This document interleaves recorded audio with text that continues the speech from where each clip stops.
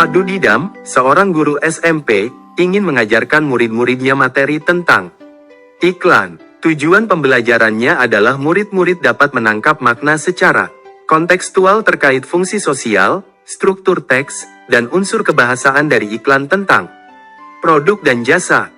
Pak Dudidam lalu membuat skenario pembelajaran sebagai berikut. 1.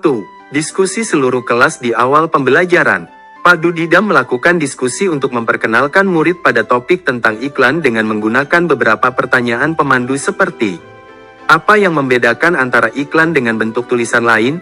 Iklan apa yang benar-benar menarik untuk kalian? Apakah dibutuhkan biaya untuk membuat sebuah iklan? Jenis pekerjaan apa yang tersedia dalam periklanan?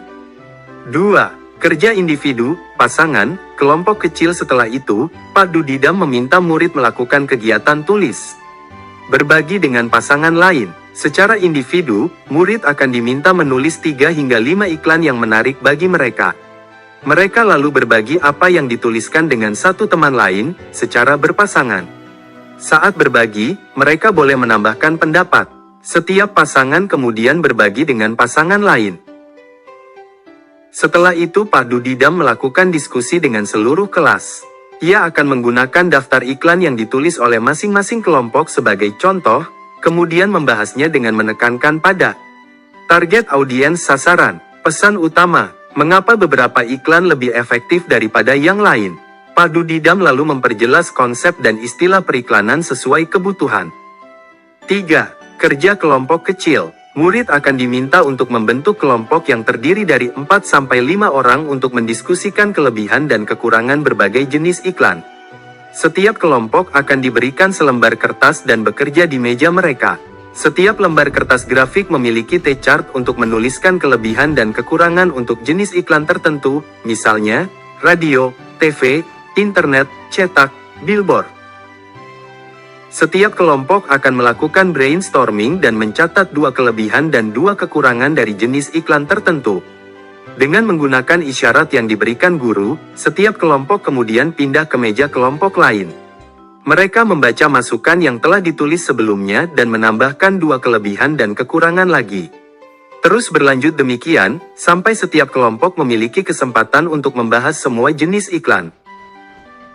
4. Pak Dudidam lalu mengumpulkan kembali murid sebagai satu kelompok besar.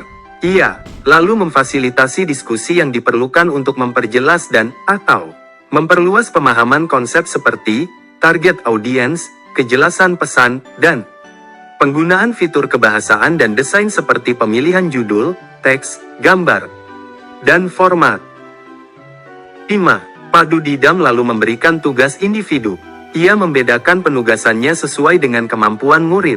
Tugas yang harus dikerjakan murid adalah membuat iklan yang secara efektif akan mempromosikan produk atau jasa atau acara, sesuai dengan yang dijelaskan dalam skenario yang diberikan. 6.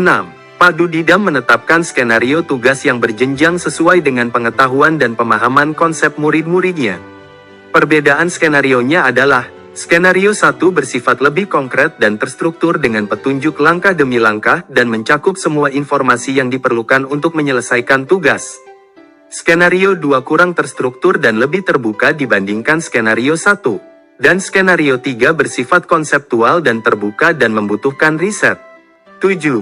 Pak Dudidam mendorong murid untuk memilih lokasi di kelas yang mendukung cara mereka belajar dengan baik, misalnya, sendirian di tempat yang tenang, dekat teman untuk memudahkan bertanya jika bingung, atau di area ruangan yang lebih ramai bersama murid-murid lain yang memungkinkan mereka untuk saling berbagi ide.